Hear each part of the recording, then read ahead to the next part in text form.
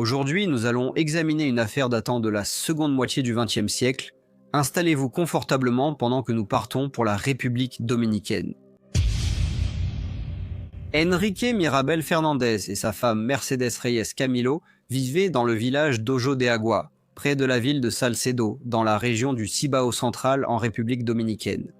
Le pays est situé sur l'île caribéenne d'Hispaniola qu'il partage avec Haïti. Hispaniola est l'une des deux seules îles des Caraïbes partagées par deux États souverains. Enrique appartenait à l'une des familles propriétaires terriennes les plus aisées du pays et, avec sa femme, il gérait une ferme, un café et une épicerie. Ensemble, ils ont eu 4 filles. L'aînée s'appelait Patria Mercedes et était connue sous le nom de Patria. Elle est née le 27 février 1924. Ensuite vint Belgica Adela, connue sous le nom de 2D, qui est née un an plus tard, le 1er mars 1925. Elle fut suivie par Maria Argentina Minerva, connue simplement sous le nom de Minerva, qui est née le 12 mars 1926. Cependant, plus de 9 ans s'écoulèrent avant que Mercedes ne donne naissance à sa 4e fille, qu'elle nomma Antonia Maria Teresa et qui était connue sous le nom de Maria Teresa. L'aînée, Patria, était une jeune femme très créative et considérée comme une excellente artiste. Elle était également très protectrice envers ses jeunes sœurs. Les 4 filles ont fréquenté l'école primaire du village avant que toutes, sauf Didi, ne poursuivent leur étude dans un pensionnat catholique pour filles dans la ville de La Vega. Pendant que les sœurs Mirabel grandissaient, leur pays était dirigé par Rafael Leonidas Trujillo Molina, un homme souvent appelé El Jefe, ce qui signifie le patron, ou El Chivo, ce qui veut dire la chèvre. Il est né le 24 octobre 1891 à San Cristobal et était le 3e de 11 enfants. Ses parents étaient travailleurs, mais assez pauvres. Enfant, il était très obsédé par l'armée et il mettait des capsules de bouteilles sur ses vêtements pour qu'il ressemble davantage à un uniforme des forces armées.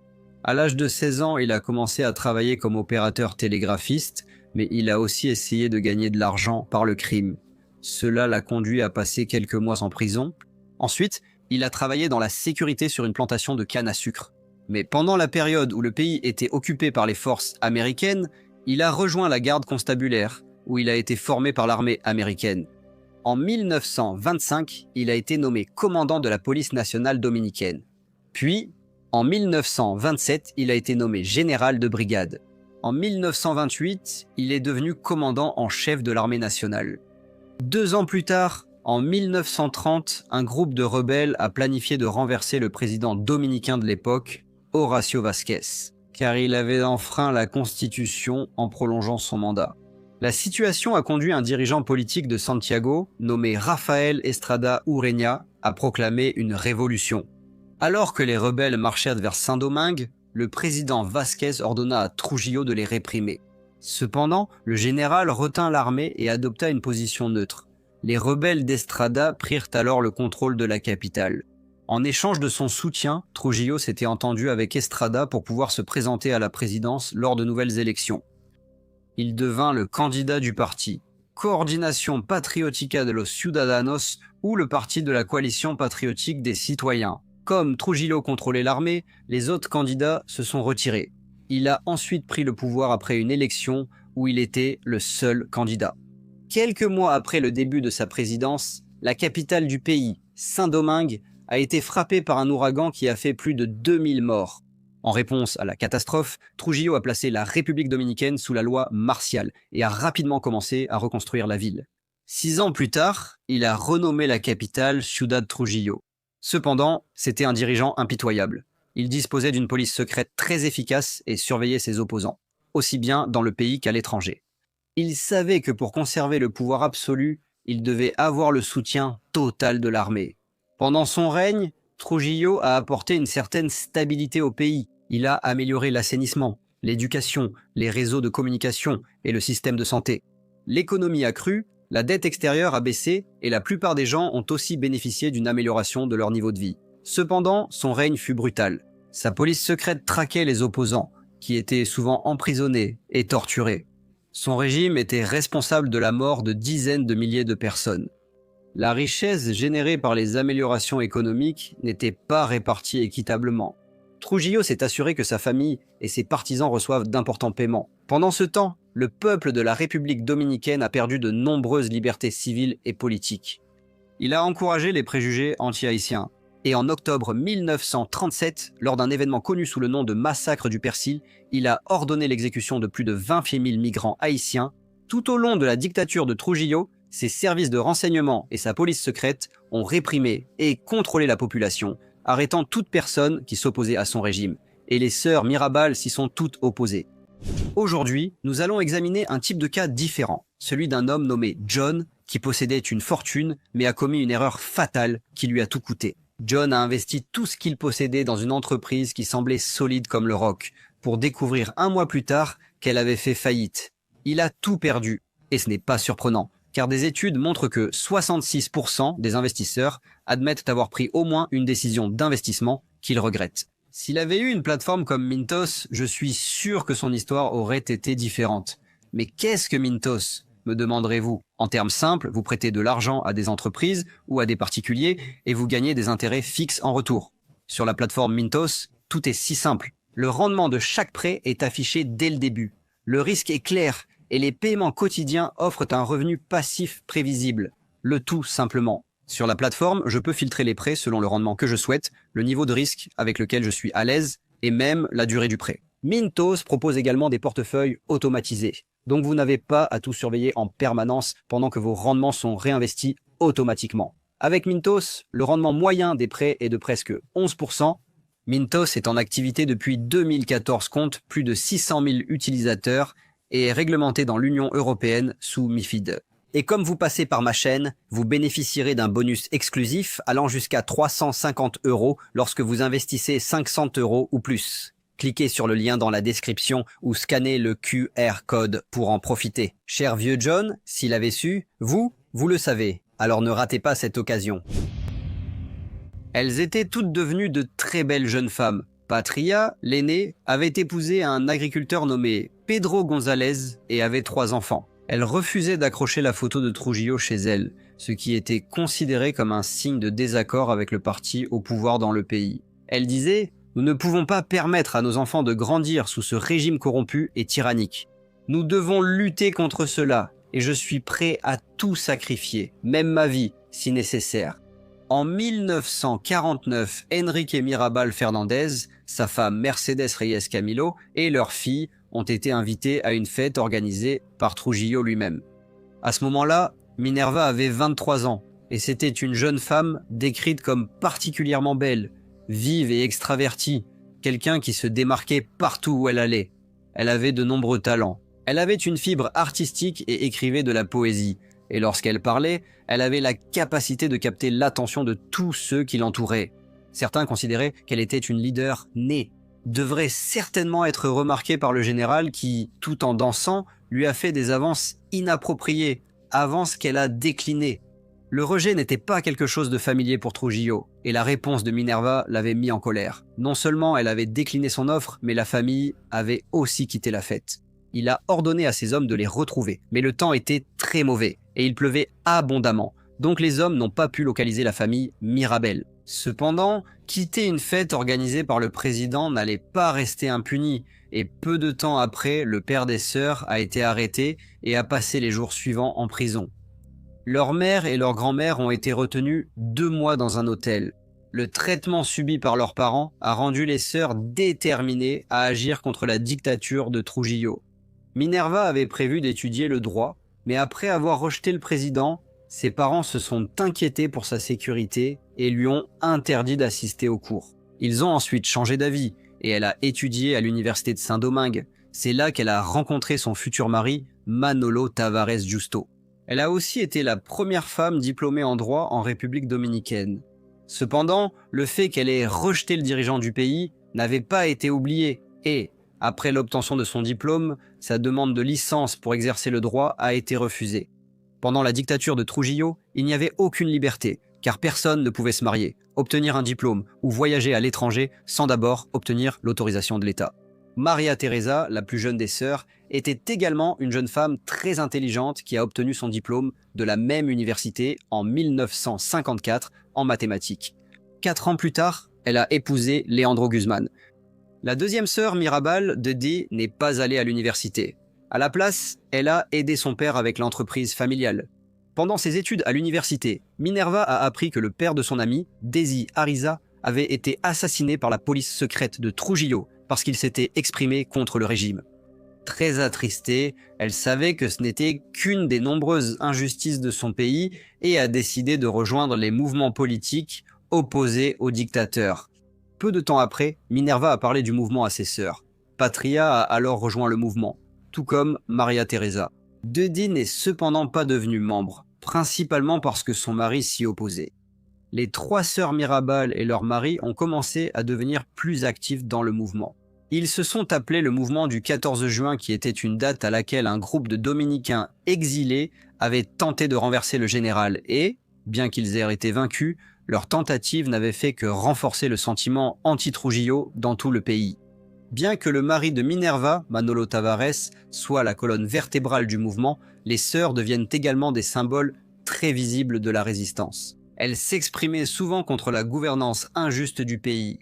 Elles ont commencé à écouter une émission de radio du Venezuela, où elles ont appris comment la révolution cubaine progressait, menée par Fidel Castro. Minerva en particulier était connue de la police secrète, et elle avait déjà été arrêtée par le passé, soupçonnée de participer à des activités d'opposition.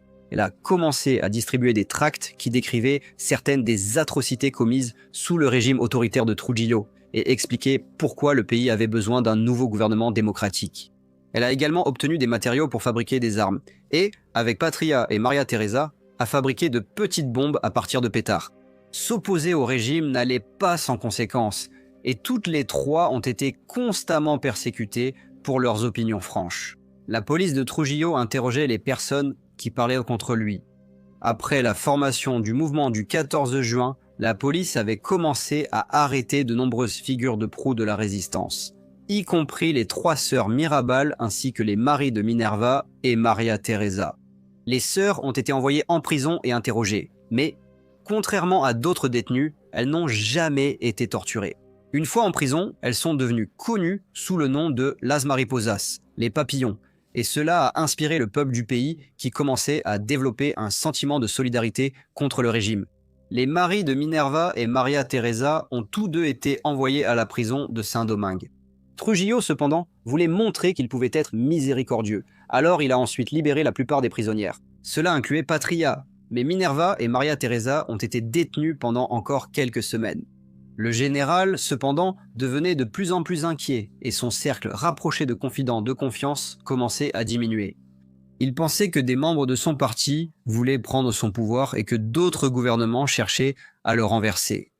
La pression internationale commençait à s'intensifier contre le régime. Le 24 juin 1960, il y eut une tentative d'assassinat contre le président vénézuélien Romulo Betancourt, qui aurait apparemment été ordonnée par Trujillo. Betancourt avait dénoncé la dictature de Trujillo, ce qui poussa le général à soutenir les complots des exilés vénézuéliens pour le renverser.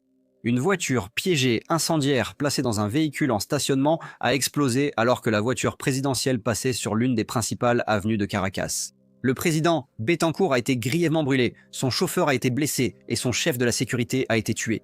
Suite à cela, l'Organisation des États américains a imposé des sanctions à la République dominicaine et a envoyé des observateurs pour surveiller ce qui se passait réellement dans le pays. L'opinion publique dans toute la Caraïbe s'opposait fermement à Trujillo. En août 1960, le gouvernement des États-Unis a retiré son soutien financier et l'ambassade américaine à Saint-Domingue a été rétrogradée en consulat. La communauté internationale semblait désormais plus préoccupée par la gouvernance de Trujillo en République dominicaine. Mais malgré cela, il continuait toujours à persécuter ceux qui s'opposaient à lui. Pendant ce temps, les sœurs Mirabal poursuivaient leurs activités politiques contre son régime. Manolo Tavares Justo, le mari de Minerva, et Leandro Guzman, le mari de Maria Teresa, étaient toujours incarcérés et ont été transférés à la prison de Puerto Plata. C'était à 89 km de Salcedo, dans une région très montagneuse et isolée. Les routes pour atteindre la prison étaient réputées dangereuses. Néanmoins, les sœurs rendaient visite à leur mari chaque semaine, parfois avec leurs enfants. Trujillo les faisait surveiller et connaissait tous leurs déplacements, y compris les dates de leur visite à la prison.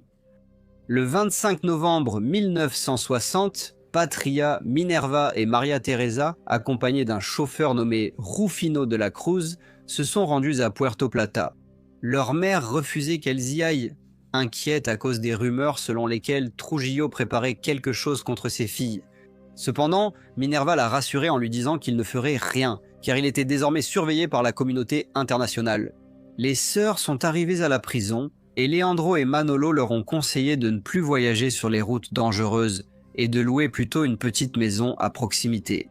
Étrangement, la visite a été interrompue par les gardiens, ce qui était inhabituel. Il y avait une tension qui inquiétait les deux hommes détenus, qui ont ensuite été renvoyés dans leurs cellules.